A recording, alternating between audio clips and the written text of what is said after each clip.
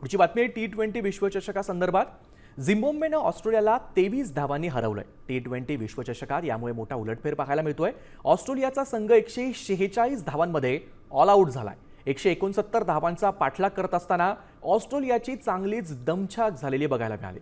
झिम्बाब्वेकडून कांगारूंचा यामुळे दारुण पराभव झालाय। या संदर्भात अधिक माहिती देत आहेत आपले प्रतिनिधी विशाल सवणे। खरं तर T20 वर्ल्ड कप सुरू आहे आणि कोणत्या क्षणाला कोणता संघ विजयी होईल हे सांगता येत नाही, कारण जो ऑस्ट्रेलिया अत्यंत बलाढ्य असा समजला जात होता त्या ऑस्ट्रेलियाला झिम्बाब्वेने हरवलेला आहे। झिम्बाब्वेने प्रथम बॅटिंग करत असताना 169 धावा ज्या आहेत त्या 20 ओव्हरमध्ये केल्या आणि त्यांनी अवघे 2 विकेट जे आहेत ते गमावले होते।